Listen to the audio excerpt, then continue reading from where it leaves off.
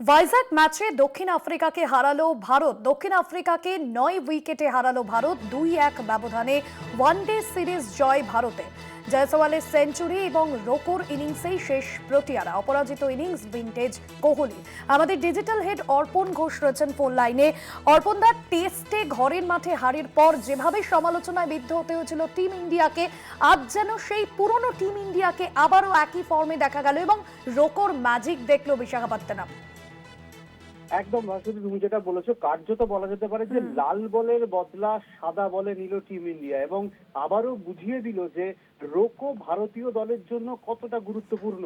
তুমি যদি বিরাট কোহলির 3টে ম্যাচ দেখো, 3টে ওয়ানডে ম্যাচ, প্রথমে 135, তারপরে 102 এবং আজকে 65 রানের নট আউট, অর্থাৎ 2টি সেঞ্চুরি এবং 1টি হাফ সেঞ্চুরি। অসাধারণ, মানে স্বপ্নের ফর্মে ব্যাট করছেন বিরাট কোহলি। অন্যদিকে তুমি যদি দেখো রোহিত শর্মা, প্রথম ম্যাচে হাফ সেঞ্চুরি, দ্বিতীয় ম্যাচে একটা খুব বাজে আউট এবং থার্ড ম্যাচে আজকে 75 রানে ক্লাসিক্যাল ইনিংস। যে পিচে খেলা হচ্ছিল সেইখানে রোহিত শর্মার যে ইনিংস, এক কথায় অনবদ্য, বলা যেতে পারে ম্যাচ মেকিং ইনিংস বলা যেতে পারে। সব মিলিয়ে রোকো ভারতীয় দলের জন্য কতটা গুরুত্বপূর্ণ সেটা এই সিরিজে কিন্তু আবারও প্রমাণ করে দেওয়া হয়েছে। এবং যে কথাটা বারবার উঠছিল যে 2027 বিশ্বকাপে আদৌ কি রোকোকে দেখা যাবে, অন্তত এই সিরিজের পর এই প্রশ্নটা আর থাকলো না। এবার আসা যাক ভারতীয় দলের পারফরমেন্স এবং দক্ষিণ আফ্রিকা সিরিজ।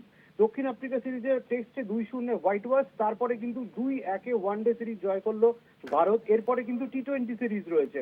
যে এবার ওয়ানডেতে যে খেলাটা হয়েছে সেখানে বারবার যেটা ভুগতে হয়েছে, 358 রান করেও ভারতকে হারতে হয়েছে, অর্থাৎ বোলিং এর জন্য হারতে হয়েছে।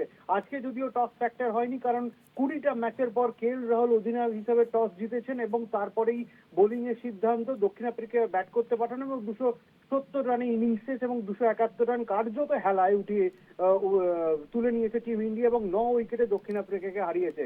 কিন্তু প্রসিদ্ধ কৃষ্ণা এবং হর্ষিত রানার মতো বোলার দিয়ে এই ওয়ানডে ম্যাচ বা ওয়ানডে এগিয়ে নিয়ে যাওয়া সম্ভব নয়। সেখানে বারবার প্রশ্ন উঠছে যে মোহাম্মদ শামি চূড়ান্ত ফর্মে ঘরোয়া ক্রিকেটে, আকাশদ্বীপের মতো বোলার রয়েছে, তাদেরকে ফিরিয়ে আনতে হবে। যদিও টেস্ট সিরিজের পর জসপ্রীত বুমরা এবং মোহাম্মদ সিরিজকে বিশ্রাম দেওয়া হয়েছিল, কিন্তু এবার প্রশ্ন উঠছে মোহাম্মদ শামিকে ফেরাতে হবে। কারণ 2023 বিশ্বকাপে মোহাম্মদ শামি যে বোলিং করেছিল, 2027 বিশ্বকাপে কিন্তু সেই মোহাম্মদ শামির ধার ভার থাকা উচিত এবং আবারও কিন্তু ভারতীয় দলে মোহাম্মদ শামি, আকাশদ্বীপ, রিপ্লেসমেন্ট যেগুলো জসপ্রীত বুমরা, মোহাম্মদ সিরাজকে রাখতে হবে। অর্শদীপ আজকে ভালো বোলিং করেছেন। সব মিলিয়ে বলা যেতে পারে ভারতীয় বোলিংকে আরো মজবুত হতে হবে। আজকে একটা চেঞ্জ হয়েছিল ভারতীয় শিবিরে, ওয়াশিংটন সুন্দরের জায়গায় তিলক বর্মা।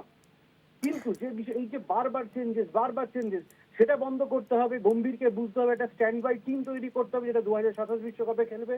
এবং যে বিষয়টা বারবার হচ্ছিল সেটা হচ্ছে যে ওপেনিং এ আজকে যশস্বী কিন্তু মেন সেঞ্চুরি করে দিয়েছে যশস্বী জয়সওয়াল, তাই ওপেনিং স্লট নিয়ে আপাতত চিন্তা কাটলো।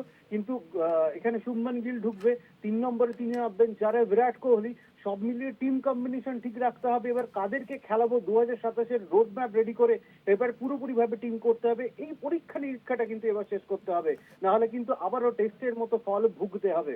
সব মিলিয়ে দারুণ একটা খবর, টেস্টের বদলা ওয়ানডেতে নিল টিম ইন্ডিয়া এবং টি-20 সিরিজ সামনে আসছে। আশা করা যায় টি-20 সিরিজও ভালো পারফর্ম করবে ভারতীয় শিবির। ভাস্বতী, একদমই ধন্যবাদ জানাবো তোমাকে। আমাদের ডিজিটাল হেড অর্পণ ঘোষ ছিলেন ফোন লাইনে।